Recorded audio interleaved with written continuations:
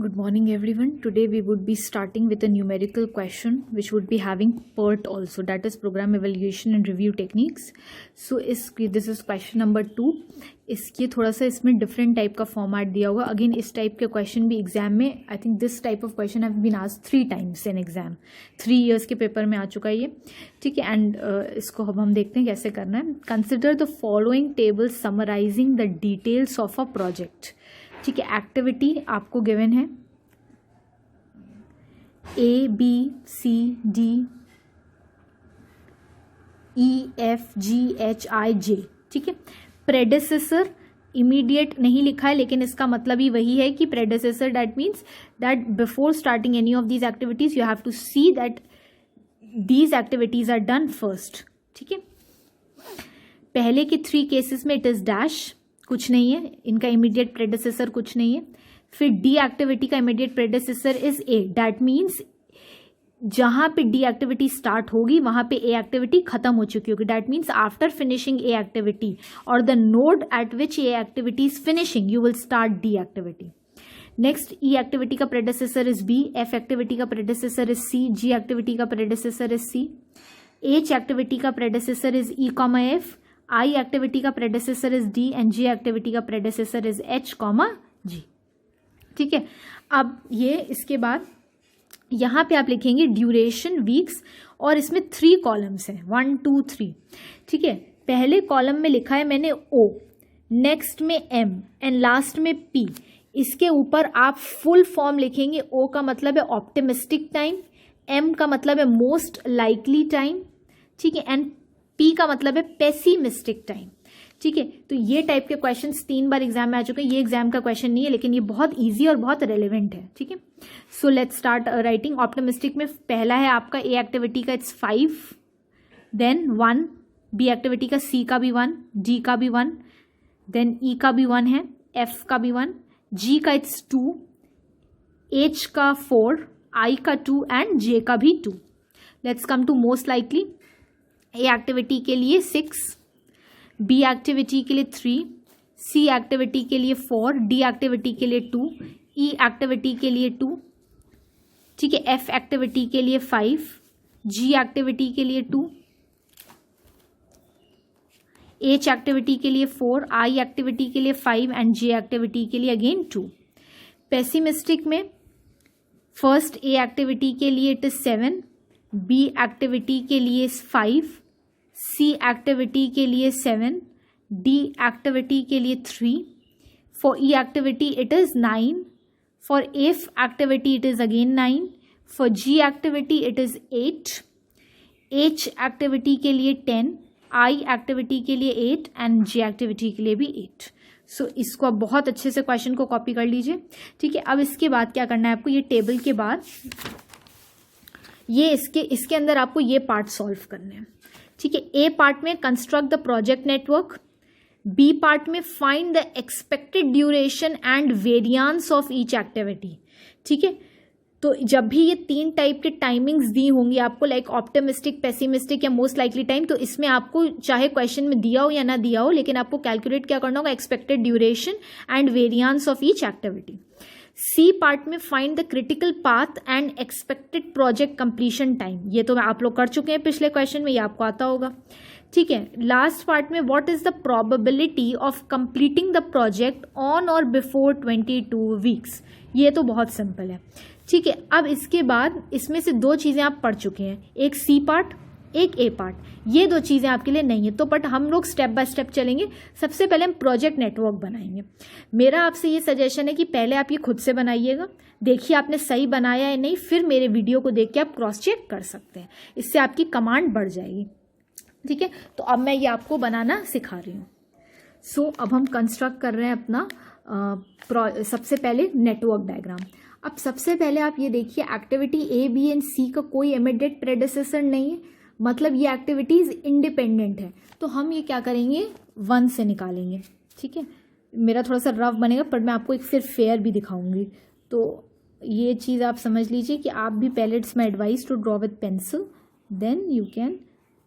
ये देखिए, पहले मैंने ये 1 निकाला तो ये मेरा हो गया ए, फिर यहाँ से मैं बी निकाल रही हूँ एंड 2 के बाद इट इज़ 3. ठीक है. फिर यहाँ से मैंने सी निकाल लिया, सी। ठीक है, अब आप ये देख सकते हैं ये ए बी सी इंडिपेंडेंट थे, ये कहीं नहीं, इनका कोई प्रेडेसेसर है ही नहीं। अब इसके बाद देखिए डी, डी का इमीडिएट प्रेडेसेसर है A, that means where A would be ending we would be starting D from that point. ठीक है, तो अब ये देखिए यहाँ पे 1 से हमारा ए स्टार्ट हुआ, एंड कहाँ पे हो रहा है 2 पे, तो मैं ये कह सकती हूँ मुझे डी यहाँ से स्टार्ट करना है। ठीक है, अब उससे पहले देख लीजिए डी कहीं किसी के साथ में तो नहीं है, तो या कहीं नहीं है, अकेला ही है, तो हम यहाँ से इंडिपेंडेंटली स्टार्ट कर सकते, तो मैं सीधी एक लाइन ले जाऊंगी, दिस इज माई डी। हमेशा हम जो भी एक्टिविटी का अल्फाबेट होगा हम उसको ऊपर लिखते हैं एरो के, तो this is 4 and this is right here 5। ठीक है, डी हो गया। इसके बाद नेक्स्ट हमारी एक्टिविटी क्या है, ई। ई का प्रेडेसेसर है B, that means where B would be ending I have to end there, where B would be ending I have to start from there E. लेकिन आप ई बनाने से पहले हमें ये देखना है कि ई और एफ साथ में लिखें, तो ई और एफ साथ में एंड जरूर होंगे। ठीक है, तो जो ई का एंडिंग नोड होगा वो एफ के लिए भी होगा। तो अभी तो हम बी के जहाँ पे बी एंड हो रहा होगा हमारा जिस नोड पे, हम वहां से क्या निकालेंगे, ई। तो मैं B is ending on third node, तो यहां से मैं निकाल लूंगी ई, सिंपल। ठीक है, तो ये 4 है, तो ये सॉरी ये 5 है, तो अब ये 6। ठीक है, I have write written here E. अब ये क्या कह रहा है, ई हो गया, चलो हमारा कंप्लीट। एफ, एफ आपका कहाँ से स्टार्ट होगा, वेयर सी इज एंडिंग, क्योंकि एफ का इमीडिएट प्रेडिसेसर है सी, तो जहां पे सी हमारा एंड हो रहा है वहां से हम एफ स्टार्ट कर लेंगे। तो ये सी एंड हो रहा है यहाँ से, तो मैं यहाँ से एफ स्टार्ट करूंगी। अब भाई एफ तो मैं यहाँ पे भी ले जा सकती हूँ, स्ट्रेट लाइन भी बना सकती हूँ, लेकिन देख लीजिए आप ई और एफ इमीडिएट प्रेडेसेसर के कॉलम में साथ में लिखें, that means this is important कि ये both would be ending on the same node, जिसपे ई एंड हुआ है वहीं पे एफ भी एंड होगा। तो अब इसमें मैं निकालूंगी, तो ये सी से कि सी के लास्ट नोड से, वाई, बिकॉज एफ का immediate predecessor is C, but F end कहाँ पे होगा, यहाँ पे। ठीक है, एफ। इसके बाद देखिए क्या कह रहा है आपका, नेक्स्ट है हमारा जी। ठीक है, जी का भी इमीडिएट प्रेडेसेसर इज सी। ठीक है, लेकिन फिर देखो एक कंडीशन है, जी और एच साथ में एंड होंगे। ठीक है, तो बट अब मैं इसमें देख लो सबसे इंपॉर्टेंट, मैं जी सी जहां पे एंड हो रहा है वहां से मैं एच निकाल रही हूं, तो सी ये 4 पे एंड हो रहा है। ठीक है, तो मैं यहीं से ही अब क्या निकाल लूंगी, एच, जी। ठीक है, ये देखो, sorry I am so sorry, this is 6, ये आपका सॉरी 7 होगा, दिस इज 7। ठीक है, ये मेरा हो गया जी। अब इसके बाद नेक्स्ट इज एच। तो एच आपका पहली चीज, एच के लिए 2 इंपॉर्टेंट पॉइंट है। एच का immediate predecessor is E and F, तो जहां पे भी ई एन एफ दोनों एंड हो रहे होंगे जिस नोड पे, वहां से क्या निकलेगा, एच। ठीक है, और हमें एच को एंड कहां पे करना है, जहां पे जी एंड हुआ, because H and G are written together. तो अब सबसे पहले देखिए ये ई 6 पे एंड हो रहा है और एफ भी 6 पे एंड हो रहा है, तो यहां से हम क्या निकालेंगे, हमारा एच। लेकिन एच कहाँ, एच और जी साथ में लिखें, तो एच भी वहीं एंड होगा जहां पे जी एंड हो चुका था, तो जी तो मेरा यहाँ पे एंड हो रहा है, तो डेट मीन्स एच मैंने यहां से निकाला और कहाँ एंड कर दिया, जहां पे जी एंड हो रहा था। और एच मैंने यहां से क्यों निकाला, बिकॉज एच का immediate predecessor is E and F, that means where E and F would be ending I would start my H from that. हमेशा आप एक्टिविटी को एरो के ऊपर लिखेंगे। ठीक है, अब इसके बाद नेक्स्ट चलते हैं, आई। आई आपका कहां से निकल रहा है, डी में से। ठीक है, दैट मीन्स आई का immediate predecessor is D, that means where D is ending will start I from there. ठीक है, तो अब देखो ये एक चीज बहुत इंपॉर्टेंट मैं आपको बता रही हूं, अब ये लास्ट के 2 ही बचे हैं। ठीक है, आई और जे, तो अब हमें इसे अपने डायग्राम को एंड करना है, तो अब मैं आई को यहां ऐसा सीधा नहीं ले जाऊंगी। ठीक है, I will make my I a bit slanting now. ठीक, तो ये मेरा हो गया 7, ये 8 पार्ट हो जाएगा, यहाँ पे मैंने लिख दिया आई। इसके बाद आई किसी के साथ में नहीं है, तो मतलब वो इंडिविजुअली एंड हो सकता है। जे, जे कहाँ से निकल रहा है, where H and G are ending, that is J का immediate predecessor is H and G, तो जहां पे एच एंड जी एंड हो रहे हैं वहां से हम जे निकाल देंगे।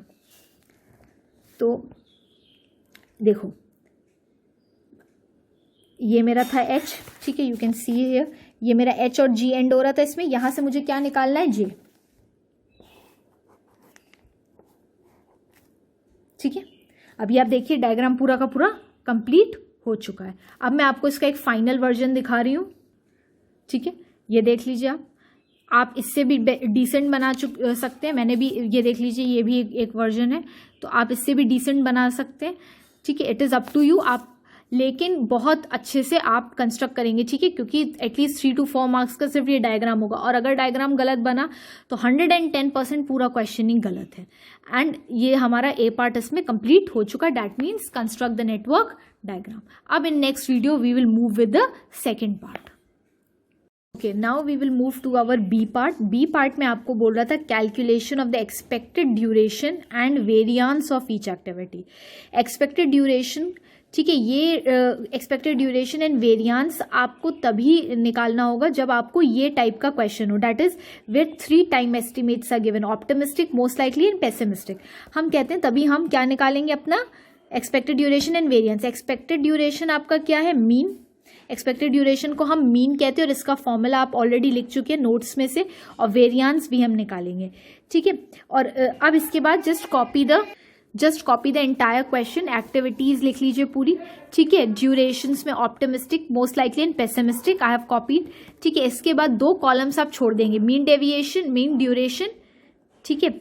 मीन ड्यूरेशन को आप एक्सपेक्टेड ड्यूरेशन भी लिख सकते हो, एंड यहाँ पे वेरियांस। तो मीन ड्यूरेशन के ऊपर लिख लो वर्किंग नोट 1, ठीक है। पहले हम इसे सॉल्व करेंगे सारों के लिए, फिर हम इसे नोट डाउन कर लेंगे एक जगह पे। अब सबसे पहले इसके लिए आपको फॉर्मूला लिखना है, mean. TE stands for expected duration या मीन ड्यूरेशन। TE का फॉर्मूला है TO plus 4TM, TM plus TP, ये याद रख लीजिए, ये सब स्मॉल से है, होल डिवाइडेड बाय 6, ये 6 एवरेज है इनका, ये 1 है, यहाँ पे 4 plus 1 is 5 plus 1 is 6, okay. अब हम 1 by 1 सॉल्व करते जाएंगे, ठीक है, इस फॉर्मूले के साथ। सबसे पहले लिख लो एक्टिविटी A, यहाँ पे ये मेरा रफ कॉपी है, तो आप अपने कॉपी में अच्छे से लिखिएगा, मैं आपको रफली बता दे रही हूँ। एक्टिविटी ए में आप देख सकते हैं, सबसे पहले ऑप्टिमिस्टिक टाइम इज 5, एक बार ऊपर फॉर्मूला लिख लिया, अब बार बार लिखने की उसको जरूरत नहीं है।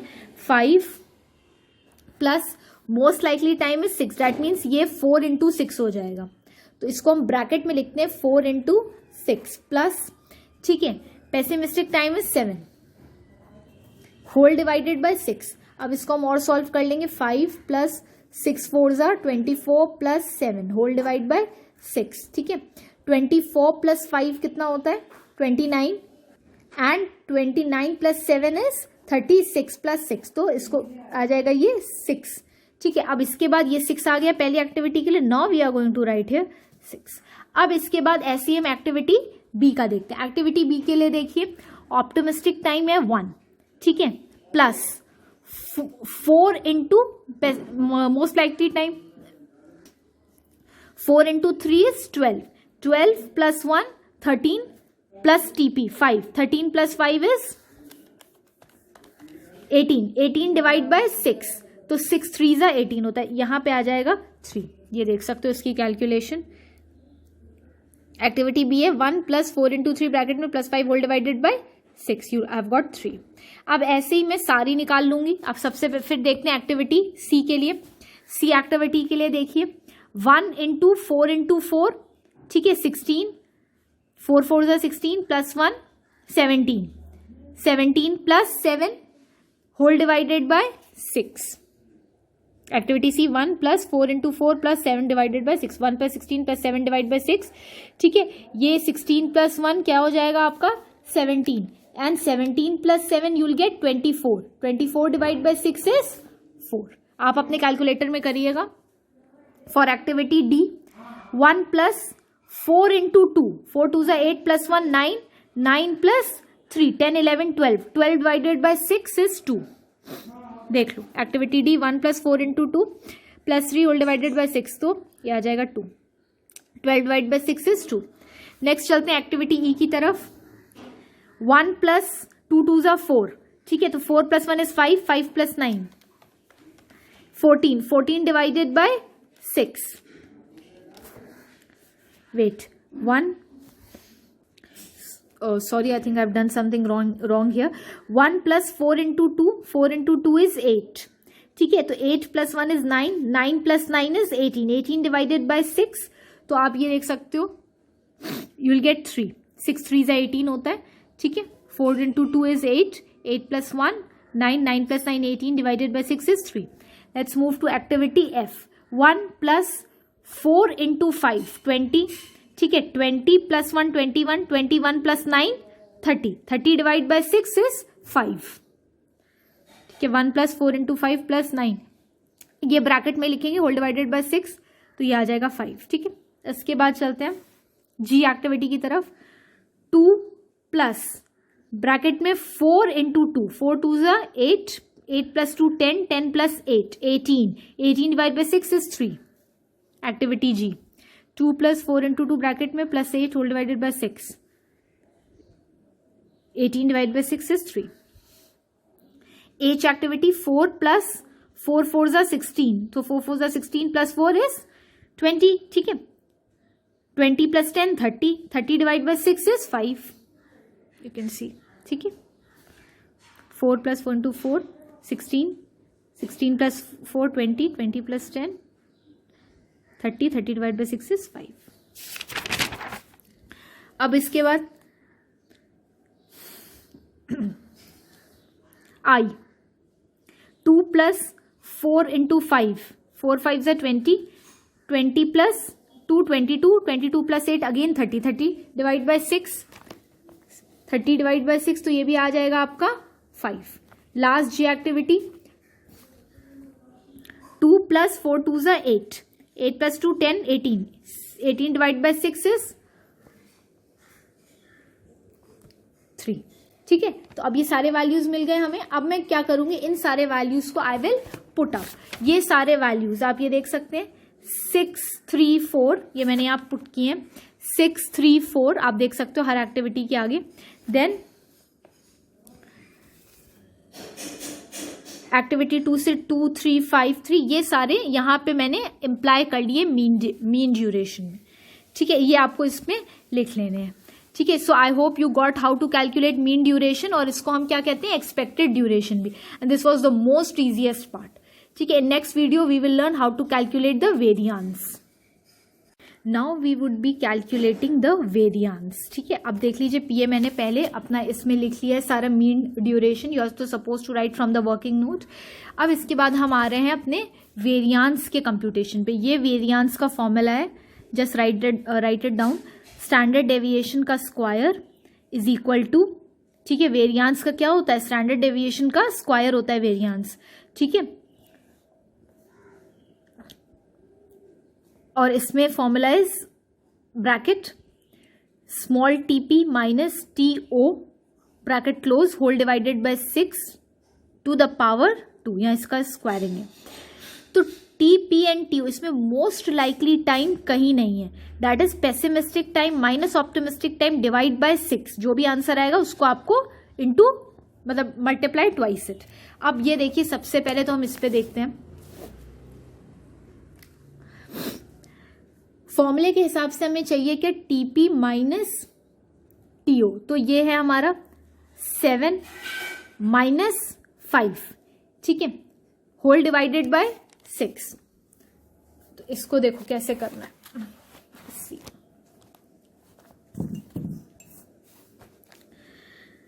TP pessimistic time, TO optimistic time. Activity A के लिए वर्किंग नोट बनाइए. टीपी क्या है आपका, आप यहां से देख सकते हैं, इट इज 7. ठीक है, 7 minus 5 whole divide by 6, 7 minus 5 whole divide by 6 का स्क्वायर. तो ये क्या आ जाएगा, 7 माइनस 5 क्या है आपका, 2 डिवाइड बाय 6 का स्क्वायर. अब इसको मैं आपको सॉल्व करके दिखा दे रही हूं. ये देखिए, 2 2 जा 4 होता है, 6 6 जा 36, 0.11. अब यहां पे कुछ बच्चे सोच रहे होंगे मैम हम पहले इसको डिवाइड कर लें, डेट इज 2 डिवाइड बाय 6 कर लें. 2 डिवाइड बाय 6. ठीक है, फिर ये आंसर आया. अब 0.333 इंटू 0.333 इंटू 0.333. ठीक है, ऐसे भी चाहो तो कर सकते हो, देख सकते हो, मैंने ऐसे ही किया। अभी जैसे इसको पहले मैंने डिवाइड कर लिया, 2 डिवाइड बाई 6, तो मेरा आंसर क्या आया 0.333। Up to 3 places of decimal लिया मैंने, फिर 0.333 इंटू 0.333 कर दिया, तो 0.11 के बाद 0 आ रहा था, 0.11 के बाद 0 आ रहा था, तो मैंने 0.11 तक ही लिया है। ठीक है, इसमें हम लोग यूजुअली ज़्यादा लंबा कैलकुलेशन नहीं करते, तो हम अप टू 2 प्लेसेस डेसिमल तक ही लेते हैं। अब नेक्स्ट देखो एक्टिविटी बी। एक्टिविटी बी के लिए पेसिमिस्टिक टाइम इज 5 है। ठीक है, 5 माइनस 1 इज 4 डिवाइड बाय 6। ठीक है, 4 डिवाइड बाय 6। अब आप 4 4 सा क्या है 16 एंड 6 6 सा 36। तो मेरा तो ये सजेशन है कि आप ऐसे करो, 4 into 4 is 16 and 6 into 6 is 36. You will get 0.44. ठीक है, इसमें बिल्कुल कंफ्यूजन नहीं होगा। अब और टाइम सजेशन भी ऐसे ही करो, क्योंकि नहीं तो फिर तुम लोग पॉइंट्स में गड़बड़ कर दोगे। ठीक है, तो पहले डिवाइड नहीं करना है, पहले आप इसे मल्टीप्लाई कर लो, 4 4 जा 16 कर लो, 6 6 जा 36 कर लो, देन फाइनली बस डिवाइड कर लीजिए। फिर एक्टिविटी सी में देखते हैं। एक्टिविटी सी में 7 minus 1, pessimistic minus optimistic, it is 6 divide by 6 is 1। ये तो बहुत सिंपल है। ठीक है, तो 6 6 जा 36, 6 6 जा 36, 36 divide by 36 you will get 1। Activity D, 3 minus 1 whole divided by 6, 3 minus 1 is 2 divide by 6। तो सबसे पहले 2 2 जा 4 एंड 6 6 जा 36, 4 divide by 36 you will get 0.11। इसमें up to 2 places of decimal तक लिया है। ठीक है, एक्टिविटी ई की तरफ चलते हैं। एक्टिविटी ई में 9 minus 1 divide by 6, 9 minus 1 is 8 divide by 6, 9 minus 1 ये है आपका 8। ठीक है, 8 डिवाइड बाय 6 इज, ठीक है अब रुक जाओ, 8 8 जा 64, 64 डिवाइड बाय 36, 1.777। ठीक है, तो यहां पे मैंने क्या किया, मुझे 2 प्लेसेस डेसिमल तक लेना था, तो अब यहां पे 7 बड़ा नंबर है, तो मैंने इसको 1.78 कर लिया। ये सारी चीजें नोट करके इंपॉर्टेंट करके लिख लो, ताकि आपका आंसर भी एक्यूरेट आए, क्योंकि इससे बाद भी एक आंसर निकलेगा। ठीक है, जो डी पार्ट है आपका, तो यहां पे एक्यूरेशन बहुत जरूरी है। 8 8 जा 64 डिवाइडेड बाय 6 6 जा 36, 64 divide by 36 you will gate 1.77। आप दिख सकता है मेरे कैलकुलेटर में, मैंने इसको राउंड ऑफ करके 1.78 करके 2 प्लेसेस तक ले लिया है। अब हम आते हैं एफ पे। 9 माइनस 1 इज 8 डिवाइड बाय 6। तो अगेन आप ये देख सकते हो,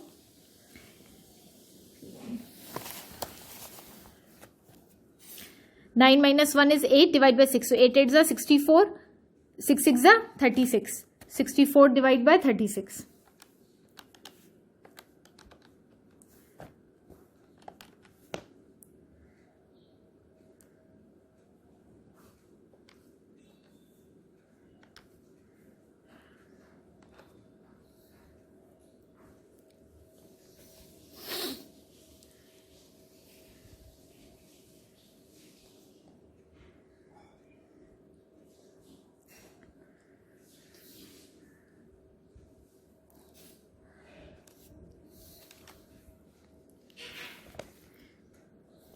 एट 8 जा 64,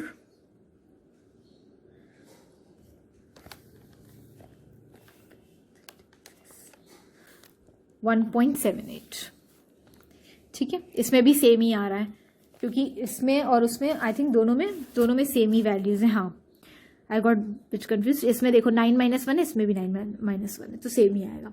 नेक्स्ट चलते हैं जी एक्टिविटी की तरफ। 8 minus 2, 8 minus 2 is 6 divide by 6, तो 6 6 जा 36 divide by 36 you will get here 1। H activity, now H activity देखते हैं। एच एक्टिविटी में 10 माइनस 4, ठीक है, 10 minus 4 is again 6 and 6 divide by 6, तो इसमें भी 6 6 जा 36 divide by 36 you will get 1। I activity की तरफ चलते हैं। आई 8 माइनस 2, 8 माइनस 2 भी आपका 6 होता है। ठीक है, तो again 6 divide by 6 that is फिर स्क्वायरिंग, 6 6 जा 36 divide by 6 you will get 1, 6 6 जा 36 divide by 36 you will get 1। आप एक चीज ध्यान रखिएगा, ये स्क्वायरिंग करिएगा, ऐसे ना हो कि आप भूल जाए तो you lose marks.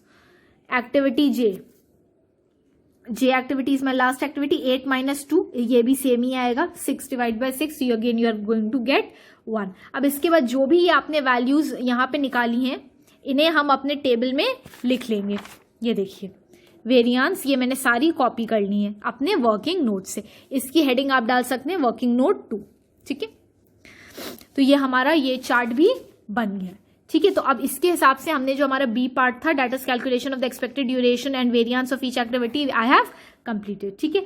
In next video we will move ahead with the question with C part.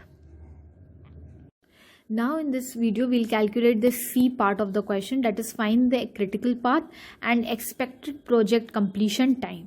ठीक है, अब ये तो आपको निकालने आता है, लेकिन अब आपके माइंड में क्वेश्चन आ रहा होगा मैम इसमें तो 3 type of times are given, optimistic time, pessimistic time and most likely time, तो हमें ड्यूरेशन में कौन सा टाइम लेना है। अब इसके लिए आप एक इंपॉर्टेंट नोट यहाँ लिख लीजिए, in order to find the critical path and expected project completion time we need to have duration, ठीक है। हमें ड्यूरेशन या टाइम की जरूरत होगी for each and every activity. In this we have optimistic, most likely and pessimistic time, hence we take mean duration. तो अब इसमें जो आपने मीन ड्यूरेशन निकाला, मीन ड्यूरेशन में इन तीनों चीजों को आपने इंक्लूड किया, optimistic, most likely and pessimistic, तो उस मीन ड्यूरेशन को आप एज अ या एक्सपेक्टेड टाइम ड्यूरेशन को आप अपना फाइनल ड्यूरेशन एज्यूम कर लेंगे। ये देखिए, ठीक है, यू कैन सी हियर ये एक्टिविटीज है मैंने लिख दी है टिल जे तक, और ये ड्यूरेशन मैंने कौन सी ली है, मीन और एक्सपेक्टेड ड्यूरेशन, जो हम पहले कैलकुलेट कर चुके थे, ये वाली, ठीक है। ये पूरी आपकी क्या है, अब final duration for each and every activity. अब आपको क्रिटिकल पाथ निकालने के लिए ये वाली ड्यूरेशंस कंसिडर नहीं करनी है, ठीक है। So let's start. अब सबसे पहले ये करने के बाद एक बार सब सारे लिख लीजिए, विच इज वेरी इंपॉर्टेंट, ठीक है। इसके बाद आपको क्या करना है, फिर से एक डायग्राम बनाना है। ये डायग्राम इंपॉर्टेंट है और ये आप एग्जाम में स्किप नहीं करोगे, क्योंकि इसमें अब आप क्या दिखाओगे, क्रिटिकल पाथ और बाकी की कैलकुलेशंस। तो ये डायग्राम जल्दी से बना लो, नीटली बनाना, ठीक है। अब इसमें हम स्टार्ट करते हैं। बिफोर स्टार्टिंग एनीथिंग एक कलर पेन से मैं सारी ड्यूरेशंस लिख दूंगी हर एक्टिविटी के बगल में। नाउ यू कैन सी मैंने इसमें सारे बॉक्सेस में ड्यूरेशंस फिक्स कर दिए हैं, ठीक है। अब हम आगे अपना कंटिन्यू करेंगे question.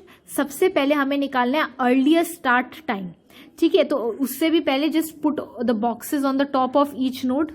Now you can see as I have put up the boxes also, ठीक है। तो ये कन्वीनियंस के अकॉर्डिंग यहाँ पे मैंने ऊपर नहीं नीचे रखा है, ठीक है। आप चाहे तो आप ऊपर भी रख सकते हो, नीचे भी रख सकते हो, बट एक ये चीज माइंड में रखना कि बहुत हैप हैजर्ड ना लगे, ठीक है। क्लैरिटी होनी चाहिए आपके डायग्राम में। तो अब इसके बाद हम क्या कंप्यूट करेंगे, earliest start time. Earliest start time का आपके पास ऑलरेडी फॉर्मूला मैं बता चुकी हूँ, ठीक है। Right the formula, determination of the earliest start time, ESJ, इसको हम फॉरवर्ड पास भी कहते हैं, बॉक्स में लिख लो ESJ। J stands for ending activity, max I, ESI, earliest start time of starting activity, plus DIJ duration, ठीक है। ये एक और इम्पॉर्टेंट चीज थी इसमें जो मैंने आपको बताई थी, अर्लिएस्ट स्टार्ट टाइम नोड 1 का हमेशा 0 रहता है, ठीक है। सो यहाँ पे नोड 1 का हमेशा अर्लिएस्ट स्टार्ट टाइम हमेशा हम नीचे लिखते हैं, नीचे वाले बॉक्स में, ठीक है। वो हमेशा मेरा क्या रहेगा, 0, ठीक है। अब इसके बाद नोड 2 के लिए आपका क्या फॉर्मूला है, again earliest start time of starting node. Node 2 की स्टार्टिंग नोड क्या है, 1, ठीक है। तो earliest start time of node 1 is 0 plus duration that is 6, तो 0 + 6 यू विल गेट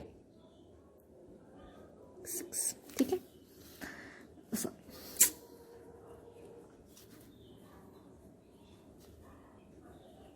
ठीक है, 6 आएगा।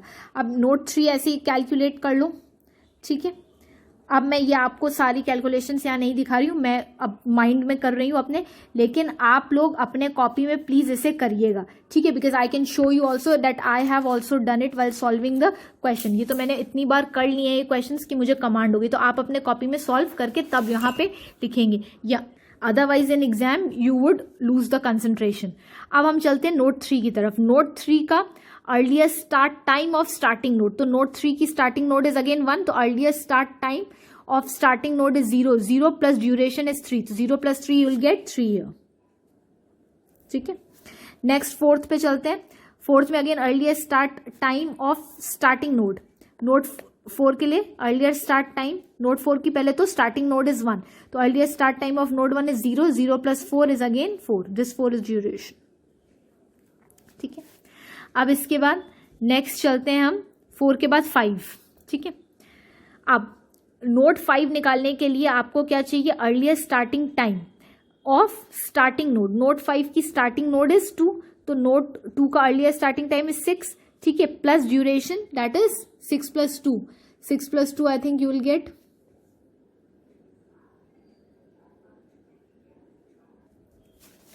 8। इसके बाद 5 के बाद 6 पे चलते हैं।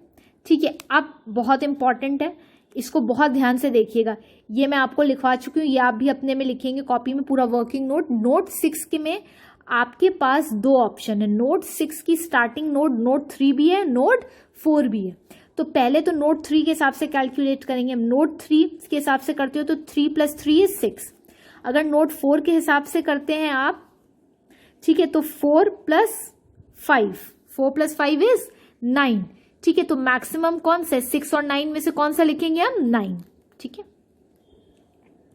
आप इसको मैं यहां पे भी दिखा सकती हूँ। नोट 6 में 2 ऑप्शंस है, नोट 6 में 2 ऑप्शंस कैसे हैं, बिकॉज नोट 6 में हमें earlier starting time of starting node चाहिए। नोट 6 की 2 स्टार्टिंग नोड है, 3 भी है और 4 भी है। ठीक है, तो पहले 3 का कैलकुलेट कर लेते हैं। ठीक है, 3 का अगर आप कैलकुलेट करोगे तो 3 + 3, 3 is the earlier starting time of starting node plus duration, 3 + 3 6। इसकी earlier starting time of starting node is 4, 4 + 5 is 9। तो दोनों में से मैक्सिमम कौन सा है, 6 और 9 में से 9, तो वी हैव रिटन हियर 9। ठीक है, अब इसके बाद हम 6 के बाद 7th नोड पे चलते हैं। 7th नोड में भी देखिए आपके पास 2 ऑप्शंस है, 7th नोड की भी स्टार्टिंग नोड 6 भी है और 4 भी है, तो आप दोनों का ही कैलकुलेट करोगे। 6 का अगर कैलकुलेट करते तो 9 + 5, ठीक है, 9 + 5 इज 14।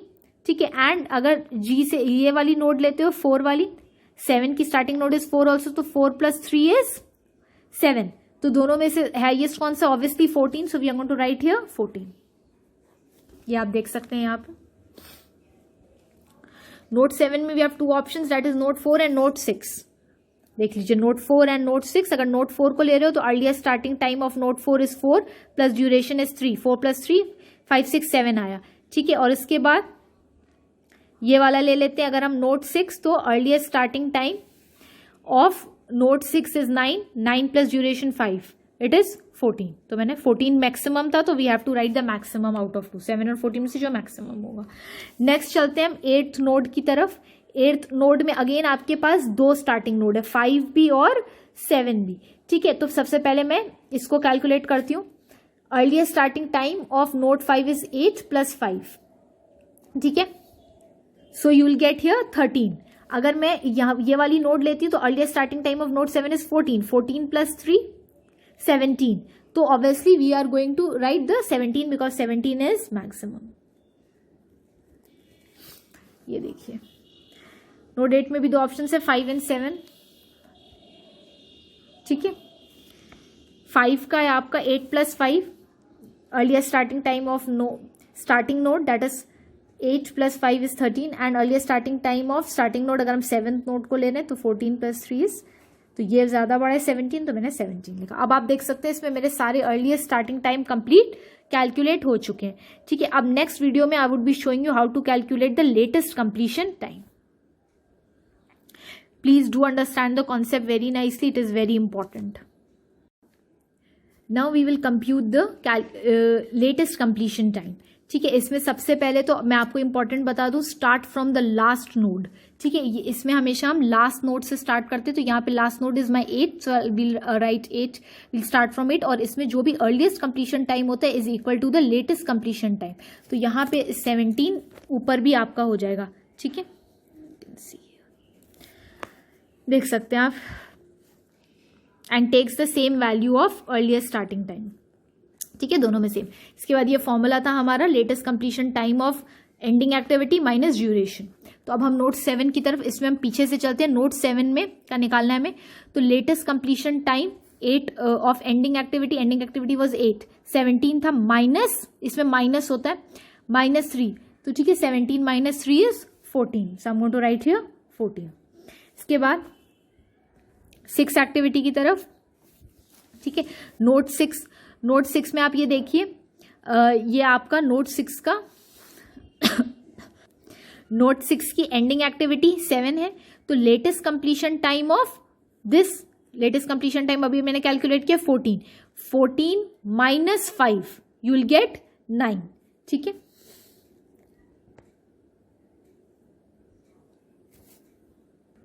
ठीक है, तो यहां पे भी हम क्या लिख लेंगे 9। अब इसके बाद नेक्स्ट चलते हैं, 6 के बाद क्या है हमारा 5, ठीक है। 5 का निकालते हैं। तो इसमें आप देख लीजिए 5 एंड कहाँ पे हो रहा है 8 पे, तो latest completion time of ending activity 17 minus 5, यहाँ पे देख सकते हो वर्किंग नोट में भी, नोट 5 का 17 माइनस 5 इज 12, 17 माइनस 5 इज 12। अब इसके बाद चलते हैं हम 4th एक्टिविटी पे, ये है 4 एक्टिविटी, ठीक है। 4 एक्टिविटी अब आप देखिए 2 जगह एंड हो रही है, 6 पे भी और 7 पे भी। तो पहले लेटेस्ट कंप्लीशन टाइम 6 का लेते, लेटेस्ट कंप्लीशन टाइम 6 का इज 9 माइनस 5 इज, ये देखो 2 पे जगह एंड हो रही है, ठीक है। तो 9 माइनस 5 अगर कर रहे हो तो 4 आएगा। अगर आप ये वाला ले रहे हो 7 नोट, तो इसमें 14 माइनस 3 इज 11। इसमें हम मिनिमम वैल्यू या लीस्ट वैल्यू चूज करते हैं। 4 और 11 में से लीस्ट कौन सी है आपकी 4, so I am suppose to write here 4। ये अगर किसी बच्चे को भी नहीं आ रहा है समझ में, just call me, I will explain you. मैं फिर से बता दे रही हूँ आपको, ये मेरा नोट 4 है। नोट 4 एंड कहाँ पे हो रहा है 6 पे एंड 7 पे।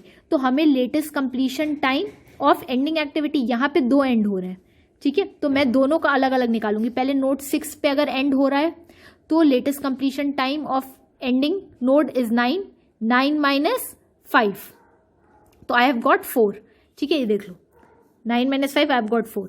अब अगर मैं इसी नोट 4 को 7 पे एंड कर रही हूं तो लेटेस्ट कंप्लीशन टाइम इज 14, तो 14 माइनस 3 इट इज 11, ठीक है। तो अब दोनों में से ये लेटेस्ट कंप्लीशन टाइम में दोनों में से जो लीस्ट होता है, लीस्ट कौन सा है 4, तो आई हैव रिटन हियर 4। अब मैं चलती हूँ 3rd एक्टिविटी की तरफ। अब देखिए 3rd एक्टिविटी आपकी कहाँ एंड हो रही है 6 पे, ठीक है। तो latest completion time is 9 of ending activity of ending node, 6th ending node है, तो इसका latest completion time is 9 minus 3 is 6, so I am going to write here 6। इसके बाद चलते हैं 2 पे।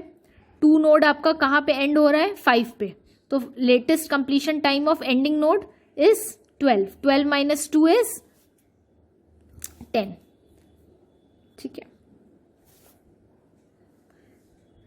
अब इसके बाद 1 पे, अब 1 नोड आप देखिए 3 जगह एंड हो रही है, 2 पे भी, 3 पे भी एंड 4 पे भी, तो मैं तीनों का इंडिविजुअली निकालूंगी। अगर माई 1 नोड इज एंडिंग ऑन 2, तो that means latest completion time of ending node that is 2 is 10 minus 6 is 4, ठीक है। तो ये देखिए पहले मेरे पास नोड 1 हैज 3 ऑप्शंस, ठीक है। तो 10 माइनस 6 देखो इट इज 4 आ रहा है। अगर मैं कहती हूँ मेरी नोड 1 एंड हो रही है 3 पे, तो latest completion time of ending node that is 3 is 6 minus 3 is 3 आया। अगर मैं कहती हूँ मेरी नोड 1 एंड हो रही है 4 पे, तो latest completion time is 4 and 4 minus 4 is 0। तो तीनों में से जो भी सबसे कम टाइम आएगा देख लीजिए आप, 10 माइनस 6 आया 4, 6 माइनस 3 आया, 4 minus 4 is 0, so 0 is least, so I am going to choose here 0, ठीक है। अब ये मेरा पूरा चार्ट कंप्लीट हो चुका है, ठीक है, as you can see also here. अब हम किसके बाद क्या निकालेंगे क्रिटिकल पाथ। क्रिटिकल पाथ के लिए कुछ एक कंडीशंस होते हैं जो मैंने आपको ऑलरेडी लिखाए थे, ठीक है। एग्जाम में आप कंडीशन जरूर लिखेंगे, हेडिंग डाल लो critical path, it is the longest path in the network, ये एक स्टेटमेंट भी लिख देना, ठीक है, बस सिर्फ एक लाइन में। कंडीशन सब तीनों लिखेंगे। Earliest starting time of starting activity is equals to latest completion time of starting activity. Second, earliest starting time of ending activity is equals to latest completion time of ending activity. Then earliest starting time of ending activity minus earliest starting time of starting activity, तो यह आ जाएगा duration, ठीक है। यहाँ पे भी latest completion time of ending activity minus latest completion time of starting activity, ये भी आ जाएगा ड्यूरेशन। तीनों कंडीशंस लिख दोगे।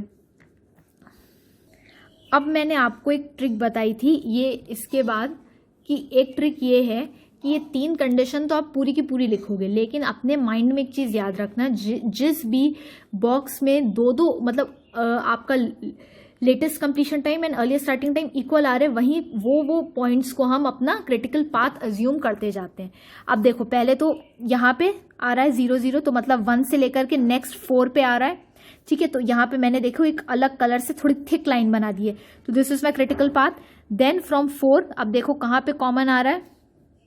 अब इसमें मैं आपको एक चीज बता रही हूँ, यहाँ पे आपका अगर 4 से जाओगे तो ये देखो यहाँ 6 पे भी कॉमन है, ठीक है। यहाँ मैंने ये वाला लिया है, ठीक है। इसके बाद फिर यहाँ पे आप जाएंगे 6 से ये 9, ये देखो ये भी कॉमन है, ठीक है। फिर यहाँ से J पे चले जाओगे तो ये भी कॉमन है।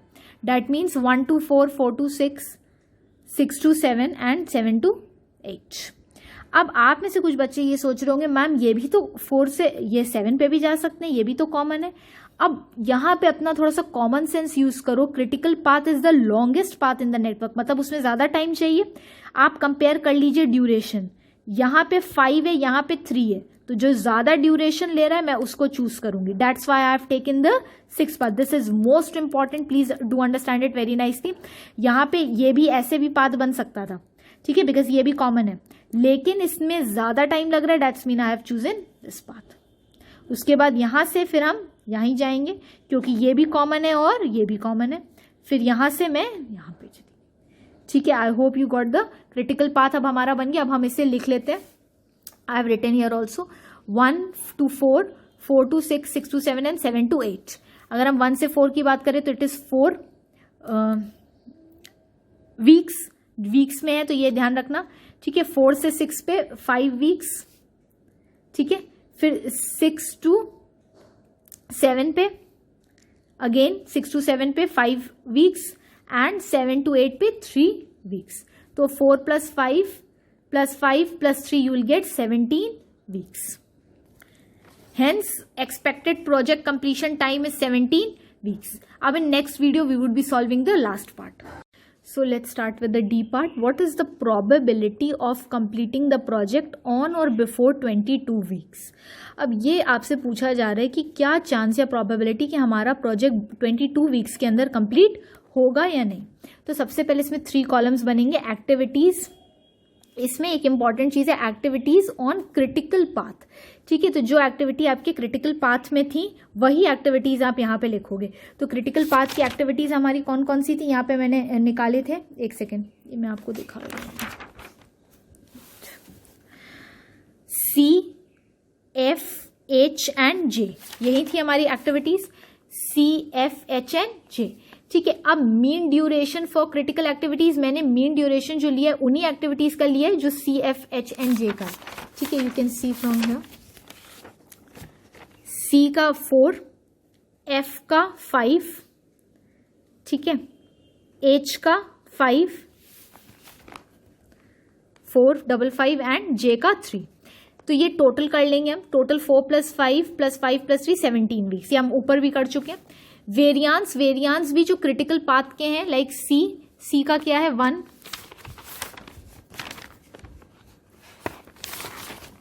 ये देखो C एक्टिविटी का वेरियांस कितना आया है 1, ठीक है। फिर F एक्टिविटी का 1.78, तो यहाँ पे आप ये देख सकते हैं F एक्टिविटी का 1.78, ठीक है। फिर H का अगेन इट इज 1, ठीक है, और J का इट इज अगेन 1।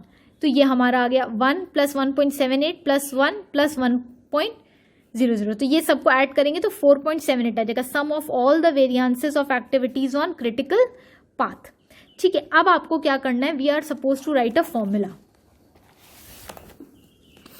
इसके नीचे आप एक फॉर्मूला लिखेंगे, P ब्रैकेट में x is less than equal to 22, ठीक है। अब Px minus mu whole divided by standard deviation, ठीक है। स्टैंडर्ड डेविएशन आपका क्या है, variance, standard deviation is equal to under root variance, ठीक है। अब वेरियांस आपका क्या है 4.78, ये हमें वेरियांस पता है, तो इससे हम स्टैंडर्ड डेविएशन निकाल सकते हैं। स्टैंडर्ड डेविएशन क्या होता है, अंडर रूट ऑफ वेरियांस, तो इसको मैंने अंडर रूट कर लिया 4.78 को, तो आई गॉट 2.186, जिसको मैंने राउंड ऑफ करके 2.19 ले लिया, ठीक है, अब 22x मुझे गिवन नहीं है, 22 अगर होना चाहिए माइनस 17 वीक्स लग रहे हैं, होल डिवाइडेड बाय 2.19, तो हम इसको सॉल्व कर लेते हैं। 22 माइनस 17, 22 माइनस 17, ठीक है, ये 5 आया, 5 डिवाइडेड बाय 2.19, 2.283, 2.283, ठीक है, तो ये मेरा आ गया 2.283। तो अब हम चाहें तो इसको हम 2.28 भी लिख सकते हैं। This is the value of z, ठीक है। z की वैल्यू हमारी क्या आ रही है,